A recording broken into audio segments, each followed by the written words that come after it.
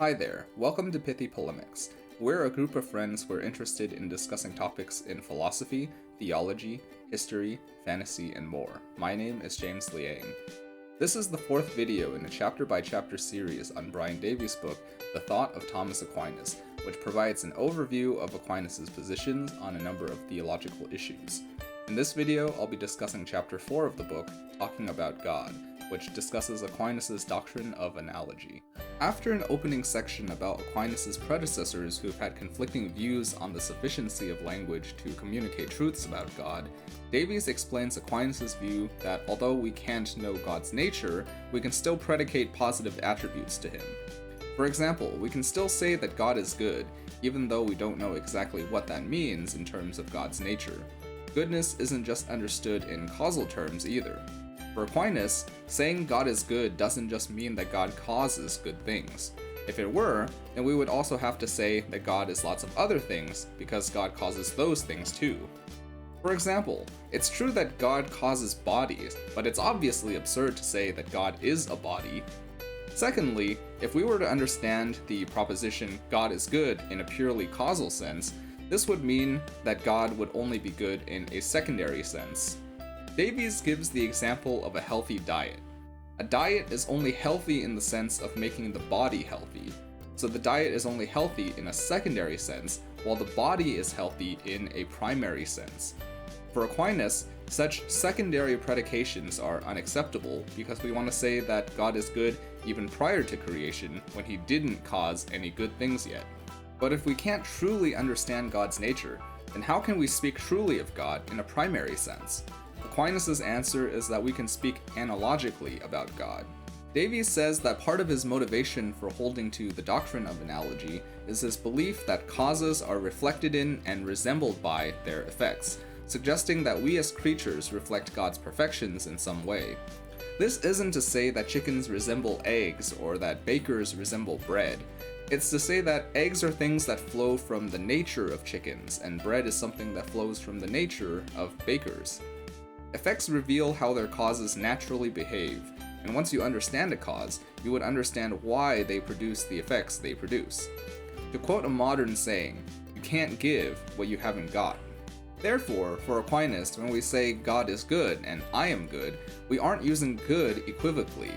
Good in both propositions means exactly the same thing and is taken literally in both cases.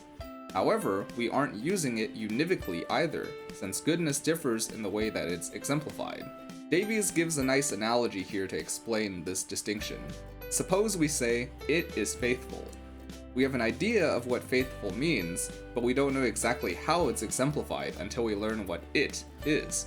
When we say the dog is faithful to its owner, the husband is faithful to his wife, and this society is faithful to its traditions, faithful means the same thing and is used literally in all three propositions, but how that faithfulness is exemplified depends on the nature of the thing exemplifying it.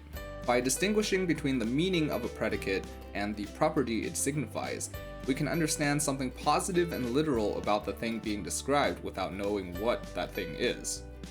If we say Marmaduke is faithful, we have an idea what that means, even though we don't know if Marmaduke is a dog or a person. Similarly, when we say God is good, there's a sense in which we don't know what that means because we don't know God's nature, but there's also a sense in which we do know what that means because we know what it means for his creation to be good. Interestingly, Aquinas also held that predicates analogically applied to God applied to him primarily and to creatures secondarily. This is because things like the goodness and wisdom of creatures ultimately derive from and reflect the goodness and wisdom of God. So really, when we deny that God is good or wise univocally, we're not denying that God is good or wise, but saying that the words good and wise are inadequate for truly describing God, as he is far greater than what those words could signify. Traditionally, it's been held that the doctrine of analogy just says that you can truly predicate anything of God you can predicate of creatures by just removing the creaturely limitations.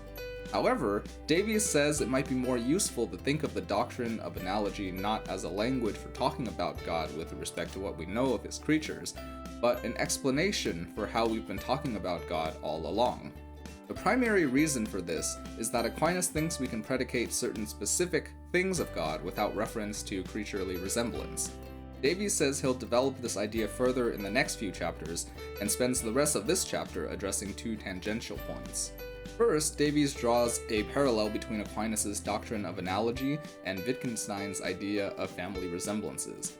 Wittgenstein says that we can understand what is meant by a game even though we don't find any feature that is common to all games, because they resemble each other such that we can see that they belong to the same family of things. Although what is signified by the word game differs depending on what kind of game we're talking about, we can still understand something of what is meant by the word game without that information. Davies believes that this is a contemporary example of what Aquinas meant by a predicate describing something truly and literally without directly mapping on to what the predicate signifies. His second tangent is a discussion of Aquinas' belief that God doesn't stand in real relations with creatures. For Aquinas, a real relation is one in which the relation inheres in the related objects themselves, while a notional relation is one in which the relation only exists logically in the mind. Using these terms, he says that creatures stand in real relations to God, but God only stands in notional relations to creatures. How can this be? One good example that Davies gives to illustrate this point is Fred becoming shorter than Bill when Bill outgrows Fred. In this case, only Bill is experiencing an actual change in his being, while Fred is only changing in comparison to Bill, not in his being. Just as we can still speak of Fred becoming shorter than Bill, we can still speak of God as though he stood in real relations to creatures, even though he doesn't really. For example, we can still say that God is the creator of all creatures, even though God doesn't stand in a real creator-creature relation with creatures, because creation is a temporal act, and God is both timeless and changeless due to divine simplicity. Yet, creatures being created by God is a real relation because their contingency and createdness inhere in their very being. So that's it for the summary. Now it's time for my thoughts. I thought Davies did a great job explaining the doctrine of analogy, the idea of effects resembling their causes, primary versus secondary predications, family resemblances, and the idea of real versus notional relations.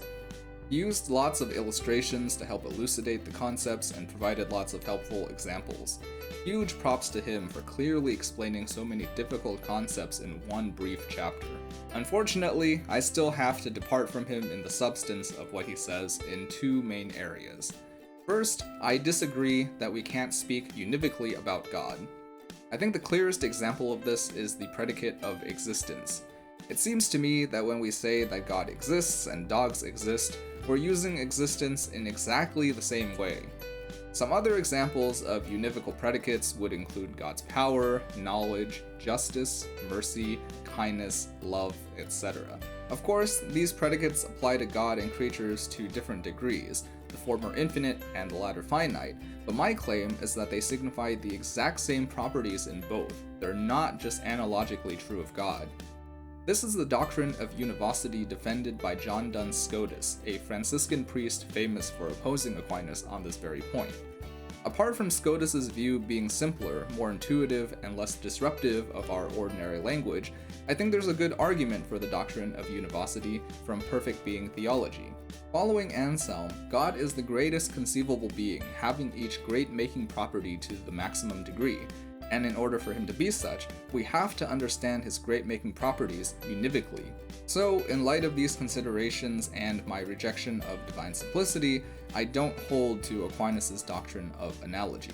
My second disagreement is with Aquinas' claim that we don't stand in real relations to God. This just seems patently false.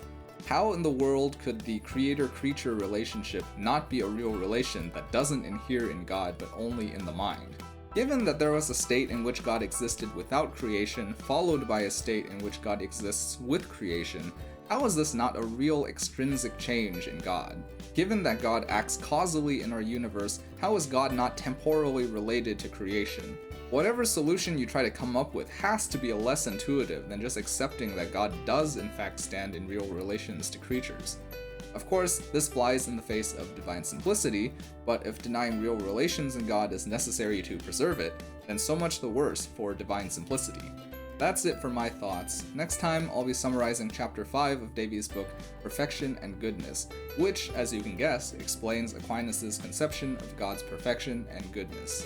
I hope you enjoyed this video. If this has been helpful to you, please help us out and like, share, and subscribe. Also make sure to hit that bell button for notifications.